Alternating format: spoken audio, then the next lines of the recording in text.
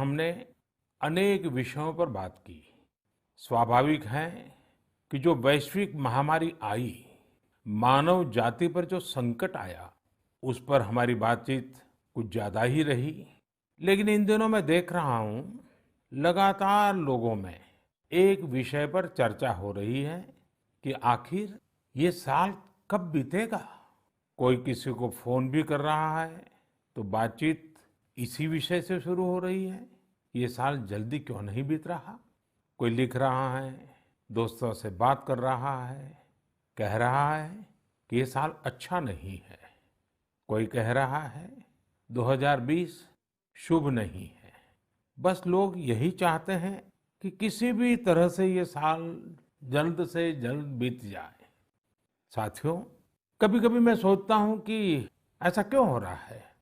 हो सकता है ऐसी बातचीत के कुछ कारण भी हो। 6-7 महीना पहले ये हम कहाँ जानते थे कि कोरोना जैसा संकट आएगा और इसके खिलाफ ये लड़ाई इतनी लंबी चलेगी। ये संकट तो बना ही हुआ है, ऊपर से देश में नीत नई चुनौतियां सामने आती जा रही हैं। अभी कुछ दिन पहले देश के पूर्वी छोर पर साइक्लोन अम्फान आया, तो पश्चिमी छोर पर साइक्लोन निसर्ग आया। कितने ही राज्यों में हमारे किसान भाई बहन टिड्डी दल के हमले से परेशान है, और कुछ नहीं तो देश के कई हिस्सों में छोटे छोटे भूकंप रुकने का ही नाम नहीं ले रहे हैं। और इन सब के बीच हमारे कुछ पड़ोसियों द्वारा जो हो रहा है, देश उन चुनौतियों से भी निपट रहा है। वाकई एक साथ इतनी आपदाएं, इस स्तर की आपदाएं बहुत कम ही देखने सुनने को मिलती है। हालात तो ये हो गई हैं कि कोई छोटी छोटी घटना भी हो रही है तो लोग उन्हें भी इन चुनौतियों के साथ जोड़ करके देख रहे हैं। साथियों, मुश्किलें आती है, संकट आते हैं, लेकिन सवाल यही है कि क्या इन आपदाओं की वजह से हमें साल 2020 को खराब मान लेना चाहिए। क्या पहले के 6 महीने जैसे बीते, उसकी वजह से ये मान लेना कि पूरी साल ही ऐसा है, क्या ये सोचना सही है? जी नहीं, मेरे प्यारे देशवासियों, बिल्कुल नहीं। एक साल में एक चुनौती आए या 50 चुनौती आए, नंबर कम ज्यादा होने से वो साल खराब नहीं हो जाता। भारत का इतिहास ही आपदाओं और चुनौतियों पर जीत हासिल कर और ज्यादा निखर कर निकलने का रहा है। सैकड़ों वर्षों तक अलग अलग आक्रांताओं ने भारत पर हमला किया, उसे संकटों में डाला। लोगों को लगता था कि भारत की संरचना ही नष्ट हो जाएगी, भारत की संस्कृति ही समाप्त हो जाएगी। लेकिन इन संकटों से भारत और भी भव्य होकर सामने आया। साथियों, हमारे यहाँ कहा जाता है, सृजन शाश्वत है, सृजन निरंतर है। मुझे गीत की कुछ पंक्तियां याद आ रही हैं। यह कल कल छल छल बहती, क्या कहती गंगा धारा। यह कल कल छल छल बहती, क्या कहती गंगा धारा। युग युग से बहता आता, यह पुण्य प्रवाह हमारा। उसी गीत में आगे आता है, क्या उसको रोक सकेंगे, मिटने वाले मिट जाएं। कंकड़ पत्थर की हस्ती, कंकड़ पत्थर की हस्ती, क्या बाधा बनकर आए। भारत में भी जहां एक तरफ बड़े बड़े संकट आते गए, वहीं सभी बाधाओं को दूर करते हुए अनेकों अनेक सृजन भी हुए। नए साहित्य रचे गए, नए अनुसंधान हुए, नए सिद्धांत गढ़े गए। यानी संकट के दौरान भी हर क्षेत्र में सृजन की प्रक्रिया जारी रही और हमारी संस्कृति पुष्पित पल्लवित होती रही। देश आगे बढ़ता ही रहा। भारत ने हमेशा संकटों को सफलता की सीढ़ियों में परिवर्तित किया है। इसी भावना के साथ हमें आज भी इन सारे संकटों के बीच आगे बढ़ते ही रहना है। आप भी इसी विचार से आगे बढ़ेंगे, 130 करोड़ देशवासी आगे बढ़ेंगे, तो यही साल देश के लिए नए कीर्तिमान बनाने वाला साल साबित होगा। इसी साल में देश नए लक्ष्य प्राप्त करेगा, नई उड़ान भरेगा, नई ऊंचाइयों को छुएगा।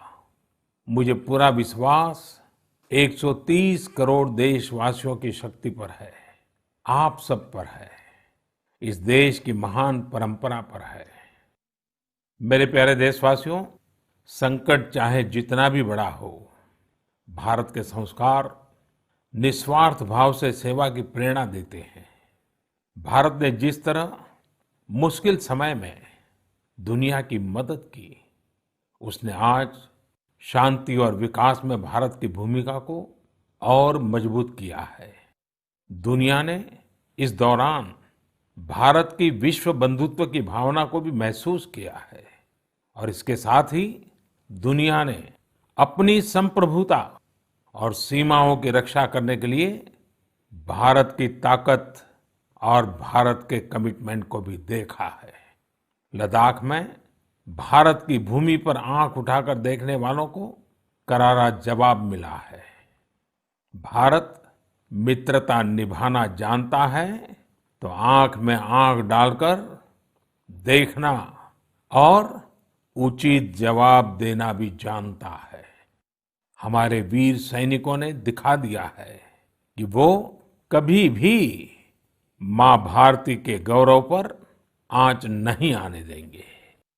साथियों, लद्दाख में हमारे जो वीर जवान शहीद हुए हैं, उनके शौर्य को पूरा देश नमन कर रहा है, श्रद्धांजलि दे रहा है। पूरा देश उनका कृतज्ञ है, उनके सामने नतमस्तक है। इन साथियों के परिवारों की तरह ही हर भारतीय इन्हें खोने का दर्द भी अनुभव कर रहा है। अपने वीर सपूतों के बलिदान पर उनके परिजनों में गर्व की जो भावना है, देश के लिए जो जज्बा है, यही तो देश की ताकत है। आपने देखा होगा, जिनके बेटे शहीद हुए, वो माता पिता अपने दूसरे बेटों को भी, घर के दूसरे बच्चों को भी सेना में भेजने की बात कर रहे हैं। बिहार के रहने वाले शहीद कुंदन कुमार के पिताजी के शब्द तो कानों में गूंज रहे हैं। वो कह रहे थे, अपने पोतों को भी देश की रक्षा के लिए सेना में भेजूंगा। यही हौसला हर शहीद के परिवार का है। वास्तव में इन परिजनों का त्याग पूजनीय है। भारत माता की रक्षा के जिस संकल्प से हमारे जवानों ने बलिदान दिया है, उसी संकल्प को हमें भी जीवन का ध्येय बनाना है, हर देशवासी को बनाना है। हमारा हर प्रयास इसी दिशा में होना चाहिए, जिससे सीमाओं की रक्षा के लिए देश की ताकत बढ़े, देश और अधिक सक्षम बने, देश आत्मनिर्भर बने। यही हमारे शहीदों को सच्ची श्रद्धांजलि भी होगी। मुझे असम से रजनी जी ने लिखा है कि उन्होंने पूर्वी लद्दाख में जो कुछ हुआ, वो देखने के बाद एक प्रण लिया है। प्रण ये कि वो लोकल ही खरीदेंगे, इतना ही नहीं, लोकल के लिए वोकल भी होगी। ऐसे संदेश मुझे देश के हर कोने से आ रहे हैं। बहुत से लोग मुझे पत्र लिखकर बता रहे हैं कि वो इस और बढ़ चले हैं। इसी तरह तमिलनाडु के मदुरई से मोहन रामामूर्ति जी ने लिखा है कि वो भारत को डिफेंस के क्षेत्र में आत्मनिर्भर बनते हुए देखना चाहते हैं। साथियों, आजादी के पहले हमारा देश डिफेंस सेक्टर में दुनिया के कई देशों से आगे था। हमारे यहाँ अनेकों ऑर्डिनेंस फैक्ट्रियां होती थी। उस समय कई देश जो हमसे बहुत पीछे थे, वो आज हमसे आगे हैं। आजादी के बाद डिफेंस सेक्टर में हमें जो प्रयास करने चाहिए थे, हमें अपने पुराने अनुभवों का जो लाभ उठाना चाहिए था, हम उसका लाभ नहीं उठा पाए। लेकिन आज डिफेंस सेक्टर में, टेक्नोलॉजी के क्षेत्र में भारत आगे बढ़ने का निरंतर प्रयास कर रहा है। भारत आत्मनिर्भरता की तरफ कदम बढ़ा रहा है। साथियों, कोई भी मिशन पीपल्स पार्टिसिपेशन, जन भागीदारी के बिना पूरा नहीं हो सकता, सफल नहीं हो सकता। इसलिए आत्मनिर्भर भारत की दिशा में एक नागरिक के तौर पर हम सबका संकल्प, समर्पण और सहयोग बहुत जरूरी है, अनिवार्य है। आप लोकल खरीदेंगे, लोकल के लिए वोकल होंगे, तो समझिए आप देश को मजबूत करने में अपनी भूमिका निभा रहे हैं। ये भी एक तरह से देश की सेवा ही है। आप किसी भी प्रोफेशन में हो, हर एक जगह देश सेवा का बहुत स्कोप होता ही है। देश की आवश्यकता को समझते हुए जो भी कार्य करते हैं, वो देश की सेवा ही होती है। आपकी यही सेवा देश को कहीं न कहीं मजबूत भी करती है। और हमें ये भी याद रखना है, हमारा देश जितना मजबूत होगा, दुनिया में शांति की संभावनाएं भी उतनी ही मजबूत होगी। हमारे यहाँ कहा जाता है, विद्या विवादाय धनम मदाय, विद्या विवादाय धनम मदाय, शक्ति ही परेशान परिपीडनाय, खलस्य साधो विपरीतम एतत्, ज्ञानाय दानाय च रक्षणाय। अर्थात अगर स्वभाव से दुष्ट है तो विद्या का प्रयोग व्यक्ति विवाद में, धन का प्रयोग घमंड में और ताकत का प्रयोग दूसरों को तकलीफ देने में करता है। लेकिन सज्जन की विद्या ज्ञान के लिए, धन मदद के लिए और ताकत रक्षा करने के लिए इस्तेमाल होती है। भारत ने अपनी ताकत हमेशा इसी भावना के साथ इस्तेमाल की है। भारत का संकल्प है भारत के स्वाभिमान और संप्रभुता की रक्षा। भारत का लक्ष्य है आत्मनिर्भर भारत। भारत की परंपरा है भरोसा, मित्रता। भारत का भाव है बंधुता। हम इन्हीं आदर्शों के साथ आगे बढ़ते रहेंगे। मेरे प्यारे देशवासियों, कोरोना के संकट काल में देश लॉकडाउन से बाहर निकल आया है। अब हम अनलॉक के दौर में हैं। अनलॉक के इस समय में दो बातों पर बहुत फोकस करना है: कोरोना को हराना और अर्थव्यवस्था को मजबूत बनाना, उसे ताकत देना। साथियों, लॉकडाउन से ज्यादा सतर्कता हमें अनलॉक के दौरान बरतनी है। आपकी सतर्कता ही आपको कोरोना से बचाएगी। इस बात को हमेशा याद रखिए कि अगर आप मास्क नहीं पहनते हैं, 2 गज की दूरी का पालन नहीं करते हैं या फिर दूसरी जरूरी सावधानियां नहीं बरतते हैं, तो आप अपने साथ साथ दूसरों को भी जोखिम में डाल रहे हैं, खास तौर पर घर के बच्चों और बुजुर्गों को। इसीलिए सभी देशवासियों से मेरा निवेदन है, और ये निवेदन मैं बार बार करता हूं, और मेरा निवेदन है कि आप लापरवाही मत बरतिए। अपना भी ख्याल रखिए और दूसरों का भी। साथियों, अनलॉक के दौर में बहुत सी ऐसी चीजें भी अनलॉक हो रही हैं जिनमें भारत दशकों से बंधा हुआ था। वर्षों से हमारा माइनिंग सेक्टर लॉकडाउन में था। कॉमर्शियल ऑक्शन को मंजूरी देने के एक निर्णय ने स्थिति को पूरी तरह से बदल दिया है। कुछ ही दिन पहले स्पेस सेक्टर में ऐतिहासिक सुधार किए गए। उन सुधारों के जरिए वर्षों से लॉकडाउन में जकड़े इस सेक्टर को आजादी मिली। इससे आत्मनिर्भर भारत के अभियान को न केवल गति मिलेगी, बल्कि देश टेक्नोलॉजी में भी एडवांस बनेगा। अपने कृषि क्षेत्र को देखें तो इस सेक्टर में भी बहुत सारी चीजें दशकों से लॉकडाउन में फंसी थी। इस सेक्टर को भी अब अनलॉक कर दिया गया है। इससे जहां एक तरफ किसानों को अपनी फसल कहीं पर भी किसी को भी बेचने की आजादी मिली है, वहीं दूसरी तरफ उन्हें अधिक ऋण मिलना भी सुनिश्चित हुआ है। ऐसे अनेक क्षेत्र हैं जहां हमारा देश इन सब संकटों के बीच ऐतिहासिक निर्णय लेकर विकास के नए रास्ते खोल रहा है। मेरे प्यारे देशवासियों, हर महीने हम ऐसी खबरें पढ़ते और देखते हैं जो हमें भावुक कर देती हैं। यह हमें इस बात का स्मरण कराती हैं कि कैसे हर भारतीय एक दूसरे की मदद के लिए तत्पर है। वह जो कुछ भी कर सकता है उसे करने में जुटा है। अरुणाचल प्रदेश की एक ऐसी ही प्रेरक कहानी मुझे मीडिया में पढ़ने को मिली। यहाँ सियांग जिले के मिरेम गांव ने वो अनोखा कार्य कर दिखाया जो समूचे भारत के लिए एक मिसाल बन गया है। इस गांव के कई लोग बाहर रहकर नौकरी करते हैं।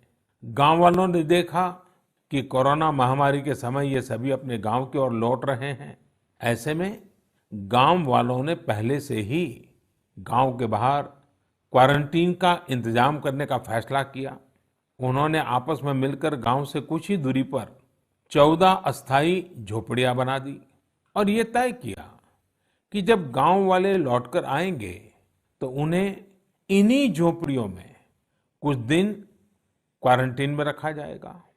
उन झोपड़ियों में शौचालय, बिजली, पानी समेत दैनिक जरूरत की हर तरह की सुविधा उपलब्ध कराई गई। जाहिर है, मिरेम गांव के लोगों के इस सामूहिक प्रयास और जागरूकता ने सबका ध्यान अपनी ओर आकर्षित कर लिया। साथियों, हमारे यहाँ कहा जाता है, स्वभावम न जहाति एव साधुः आपद्गतोऽपि सन् कर्पूरः पावक स्पृष्टः सौरभम लभतेतराम। अर्थात जैसे कपूर आग में तपने पर भी अपनी सुगंध नहीं छोड़ता, वैसे ही अच्छे लोग आपदा में भी अपने गुण, अपना स्वभाव नहीं छोड़ते। आज हमारे देश की जो श्रम शक्ति है, जो श्रमिक साथी हैं, वो भी इसका जीता जागता उदाहरण है। आप देखिए, इन दिनों हमारे प्रवासी श्रमिकों की ऐसी कितनी ही कहानियां आ रही हैं जो पूरे देश को प्रेरणा दे रही है। यूपी के बाराबंकी में गांव लौटकर आए मजदूरों ने कल्याणी नदी का प्राकृतिक स्वरूप लौटाने के लिए काम शुरू कर दिया। नदी का उद्धार होता देख आसपास के किसान, आसपास के लोग भी उत्साहित हैं। गांव में आने के बाद क्वारंटीन सेंटर में रहते हुए, आइसोलेशन सेंटर में रहते हुए हमारे श्रमिक साथियों ने जिस तरह अपने कौशल्य का इस्तेमाल करते हुए अपने आसपास की स्थितियों को बदला है, वो अद्भुत है। लेकिन साथियों, ऐसे कितने ही किस्से, कहानियां देश के लाखों गांवों के हैं जो हम तक नहीं पहुंच पाए हैं। जैसा हमारे देश का स्वभाव है, मुझे विश्वास है साथियों कि आपके गांव में भी, आपके आसपास भी ऐसी अनेक घटनाएं घटी होगी। अगर आपके ध्यान में ऐसी बात आई है तो आप ऐसी प्रेरक घटना को मुझे जरूर लिखिए। संकट के इस समय में ये सकारात्मक घटनाएं, ये कहानियां औरों को भी प्रेरणा देगी। मेरे प्यारे देशवासियों, कोरोना वायरस ने निश्चित रूप से हमारे जीवन जीने के तरीकों में बदलाव ला दिया है।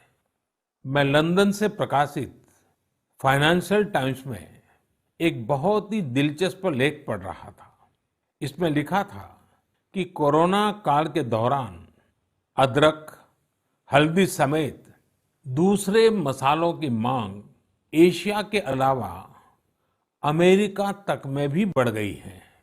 पूरी दुनिया का ध्यान इस समय अपनी इम्यूनिटी बढ़ाने पर है और इम्यूनिटी बढ़ाने वाली इन चीजों का संबंध हमारे देश से है। हमें इनकी खासियत विश्व के लोगों को ऐसी सहज और सरल भाषा में बतानी चाहिए जिससे वे आसानी से समझ सकें और हम एक हेल्थियर प्लेनेट बनाने में अपना योगदान दे सकें।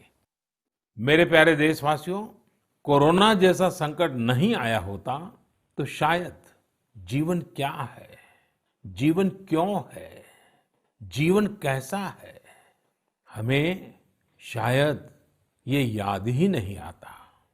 कई लोग इसी वजह से मानसिक तनाव में जीते रहे हैं।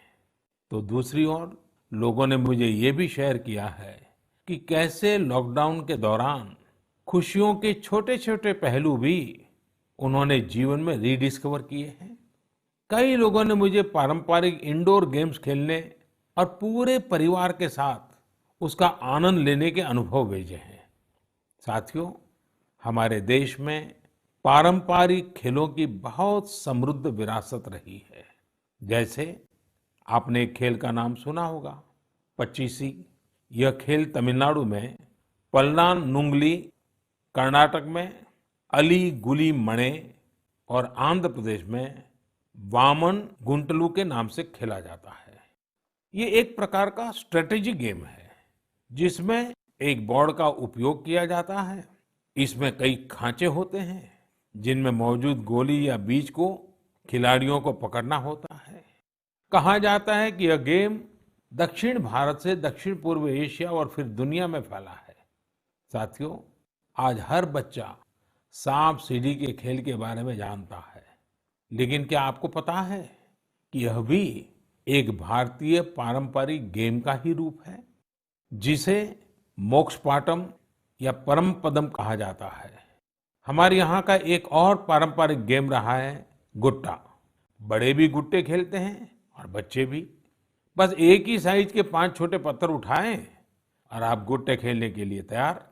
एक पत्थर हवा में उछालिए और जब तक वो पत्थर हवा में हो आपको जमीन पर रखे बाकी पत्थर उठाने होते हैं। आम तौर पर हमारे यहाँ इंडोर खेलों में कोई बड़े साधनों की जरूरत नहीं होती है। कोई एक चौक या पत्थर ले आता है, उसे जमीन पर ही कुछ लकीरें खींच देता है और फिर खेल शुरू हो जाता है। जिन खेलों में डाइस की जरूरत पड़ती है, कौड़ियों से या इमली के बीज से भी काम चल जाता है। साथियों, मुझे मालूम है आज जब मैं ये बात कर रहा हूं, कितने ही लोग अपने बचपन में लौट गए होंगे, कितनों को ही अपने बचपन के दिन याद आ गए होंगे।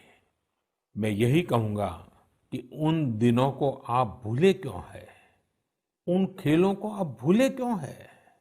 मेरा घर के नाना नानी, दादा दादी, घर के बुजुर्गों से आग्रह है कि नई पीढ़ी में ये खेल आप अगर ट्रांसफर नहीं करेंगे तो कौन करेगा। जब ऑनलाइन पढ़ाई की बात आ रही है तो बैलेंस बनाने के लिए, ऑनलाइन खेल से मुक्ति पाने के लिए भी हमें ऐसे करना ही होगा। हमारी युवा पीढ़ी के लिए भी, हमारे स्टार्टअप्स के लिए भी यहाँ एक नया अवसर है और मजबूत अवसर है। हम भारत के पारंपरिक इंडोर गेम्स को नए और आकर्षक रूप में प्रस्तुत करें। उनसे जुड़ी चीजों को जुटाने वाले, सप्लाई करने वाले स्टार्टअप्स बहुत पॉपुलर हो जाएंगे। और हमें ये भी याद रखना है, हमारे भारतीय खेल भी तो लोकल है और हम लोकल के लिए वोकल होने का प्रण पहले ही ले चुके हैं। और मेरे बाल सखा मित्रों, हर घर के बच्चों से, मेरे नन्हे साथियों से भी आज मैं एक विशेष आग्रह करता हूं। बच्चे, आप मेरा आग्रह मानेंगे ना? देखिए, मेरा आग्रह है कि मैं जो कहता हूं आप जरूर करिए। एक काम करिए, जब थोड़ा समय मिले तो माता पिता से पूछकर मोबाइल उठाइए और अपने दादा दादी, नाना नानी या घर में जो भी बुजुर्ग हैं उनका इंटरव्यू रिकॉर्ड कीजिए। अपने मोबाइल फोन में रिकॉर्ड करिए। जैसे आपने टीवी पर देखा होगा ना, कैसे पत्रकार इंटरव्यू करते हैं, बस वैसा ही इंटरव्यू आप कीजिए। और आप उनसे सवाल क्या करेंगे? मैं आपको सुझाव देता हूँ। आप उनसे जरूर पूछिए कि वो बचपन में उनका रहन-सहन कैसा था, वो कौन से खेल खेलते थे, कभी नाटक देखने जाते थे, सिनेमा देखने जाते थे, कभी छुट्टियों में मामा के घर जाते थे, कभी खेत खलिहान में जाते थे, त्योहार कैसे मनाते थे। बहुत सी बातें आप उनको पूछ सकते हैं। उनको भी 40-50 साल, 60 साल पुरानी अपनी जिंदगी में जाना बहुत आनंद देगा। और आपके लिए 40-50 साल पहले का हिंदुस्तान कैसा था, आप जहाँ रहते हैं वो इलाका कैसा था, वहाँ परिसर कैसा था, लोगों के तौर तरीके क्या थे, सब चीजें बहुत आसानी से आपको सीखने को मिलेगी, जानने को मिलेगी। और आप देखिए आपको बहुत मजा आएगा। और परिवार के लिए एक बहुत ही अमूल्य खजाना, एक अच्छा वीडियो एल्बम भी बन जाएगा। साथियों, ये सत्य है कि आत्मकथा या जीवनी, ऑटोबायोग्राफी या बायोग्राफी, इतिहास की सच्चाई के निकट जाने के लिए बहुत ही उपयोगी माध्यम होती है। आप भी अपने बड़े बुजुर्गों से बातें करेंगे तो उनके समय की बातों को, उनके बचपन, उनके युवा काल की बातों को और आसानी से समझ पाएंगे। ये बेहतरीन मौका है कि बुजुर्ग भी अपने बचपन के बारे में, उस दौर के बारे में अपने घर के बच्चों को बताएं। साथियों, देश के एक बड़े हिस्से में अब मॉनसून पहुंच चुका है। इस बार बारिश को लेकर मौसम विज्ञानी भी बहुत उत्साहित हैं, बहुत उम्मीद जता रहा है। बारिश अच्छी होगी तो हमारे किसानों की फसलें अच्छी होगी, वातावरण भी हरा भरा होगा। बारिश के मौसम में प्रकृति भी जैसे खुद को रिजुवेनेट कर लेती है। मानव प्राकृतिक संसाधनों का जितना दोहन करता है, प्रकृति एक तरह से बारिश के समय उनकी भरपाई करती है, रिफिलिंग करती है। लेकिन ये रिफिलिंग तभी हो सकती है जब हम भी इसमें अपनी धरती माँ का साथ दें, अपना दायित्व निभाएं। हमारे द्वारा किया गया थोड़ा सा प्रयास प्रकृति को, पर्यावरण को बहुत मदद करता है। हमारे कई देशवासी तो इसमें बहुत बड़ा काम कर रहे हैं। कर्नाटक के मंडावली में एक 80-85 साल के बुजुर्ग हैं कामेगौड़ा जी। कामेगौड़ा जी एक साधारण किसान है, लेकिन उनका व्यक्तित्व बहुत असाधारण है। उन्होंने एक ऐसा काम किया है कि कोई भी आश्चर्य में पड़ जाएगा। 80-85 साल के कामेगौड़ा जी अपने जानवरों को चराते हैं, लेकिन साथ साथ उन्होंने अपने क्षेत्र में नए तालाब बनाने का भी बीड़ा उठाया हुआ है। वे अपने इलाके में पानी की समस्याओं को दूर करना चाहते हैं, इसलिए जल संरक्षण के काम में छोटे छोटे तालाब बनाने के काम में जुटे हैं। आप हैरान होंगे कि 80-85 वर्ष के कामेगौड़ा जी अब तक 16 तालाब खोद चुके हैं, अपनी मेहनत से, अपने परिश्रम से। हो सकता है कि जो तालाब उन्होंने बनाए वो बहुत बड़े न हो, लेकिन उनका ये प्रयास बहुत बड़ा है। आज पूरे इलाके को इन तालाबों से एक नया जीवन मिला है। साथियों, गुजरात के वडोदरा का भी एक उदाहरण बहुत प्रेरक है। यहाँ जिला प्रशासन और स्थानीय लोगों ने मिलकर एक दिलचस्प मुहिम चलाई।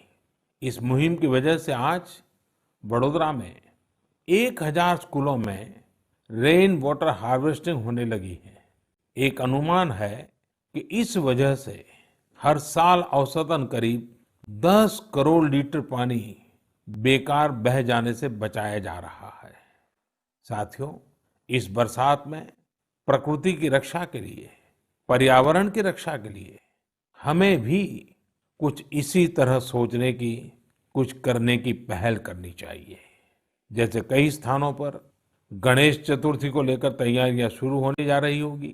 क्या इस बार हम प्रयास कर सकते हैं कि इको फ्रेंडली गणेश जी की प्रतिमाएं बनाएंगे और उन्हीं का पूजन करेंगे? क्या हम ऐसी प्रतिमाओं के पूजन से बच सकते हैं जो नदी तालाबों में विसर्जित किए जाने के बाद जल के लिए, जल में रहने वाले जीव जंतुओं के लिए संकट बन जाती है? मुझे विश्वास है आप ऐसा जरूर करेंगे। और इन सब बातों के बीच हमें ये भी ध्यान रखना है कि मानसून के सीजन में कई बीमारियां भी आती हैं। कोरोना काल में हमें इनसे भी बचकर रहना है। आयुर्वेदिक औषधियां, काढ़ा, गर्म पानी, इन सब का इस्तेमाल करते रहिए, स्वस्थ रहिए। मेरे प्यारे देशवासियों, आज 28 जून को भारत अपने एक भूतपूर्व प्रधानमंत्री को श्रद्धांजलि दे रहा है, जिन्होंने एक नाजुक दौर में देश का नेतृत्व किया। हमारे ये पूर्व प्रधानमंत्री श्री पीवी नरसिम्हा राव जी की आज जन्म शताब्दी वर्ष की शुरुआत का दिन है। जब हम पीवी नरसिम्हा राव जी के बारे में बात करते हैं तो स्वाभाविक रूप से राजनेता के रूप में उनकी छवि हमारे सामने उभरती है, लेकिन ये भी सच्चाई है कि वो अनेक भाषाओं को जानते थे, भारतीय एवं विदेशी भाषाएं बोल लेते थे। वे एक और भारतीय मूल्यों में रचे बसे थे, तो दूसरी ओर उन्हें पाश्चात्य साहित्य और विज्ञान का भी ज्ञान था। वे भारत के सबसे अनुभवी नेताओं में से एक थे, लेकिन उनके जीवन का एक और पहलू भी है और वो उल्लेखनीय है, हमें जानना भी चाहिए। साथियों, नरसिम्हा राव जी अपनी किशोरावस्था में ही स्वतंत्रता आंदोलन में शामिल हो गए थे। जब हैदराबाद के निजाम ने वंदे मातरम गाने की अनुमति देने से इनकार कर दिया था, तब उनके खिलाफ आंदोलन में उन्होंने भी सक्रिय रूप से हिस्सा लिया था। उस समय उनकी उम्र सिर्फ 17 साल थी। छोटी उम्र से ही श्रीमान नरसिम्हा राव अन्याय के खिलाफ आवाज उठाने में आगे थे। अपनी आवाज बुलंद करने में कोई कोर कसर बाकी नहीं छोड़ते थे। नरसिम्हा राव जी इतिहास को भी बहुत अच्छी तरह समझते थे। बहुत ही साधारण पृष्ठभूमि से उठकर उनका आगे बढ़ना, शिक्षा पर उनका जोर, सीखने की उनकी प्रवृत्ति और इन सब के साथ उनकी नेतृत्व क्षमता, सब कुछ स्मरणीय है। मेरा आग्रह है कि नरसिम्हा राव जी के जन्म शताब्दी वर्ष में हम सभी लोग उनके जीवन और विचारों के बारे में ज्यादा से ज्यादा जानने का प्रयास करें। मैं एक बार फिर उन्हें अपनी श्रद्धांजलि अर्पित करता हूं। मेरे प्यारे देशवासियों, इस बार मन की बात में कई विषयों पर बात हुई। अगली बार जब हम मिलेंगे तो कुछ और नए विषयों पर बात होगी।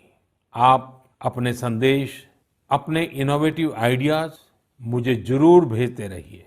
हम सब मिलकर आगे बढ़ेंगे और आने वाले दिन और भी सकारात्मक होंगे। जैसा कि मैंने आज शुरू में कहा, हम इसी साल यानी 2020 में ही बेहतर करेंगे, आगे बढ़ेंगे और देश भी नई ऊंचाइयों को छुएगा।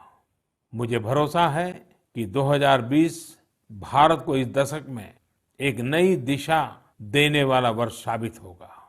इसी भरोसे को लेकर आप भी आगे बढ़िए, स्वस्थ रहिए, सकारात्मक रहिए। इन्हीं शुभकामनाओं के साथ आप सभी का बहुत बहुत धन्यवाद। नमस्कार।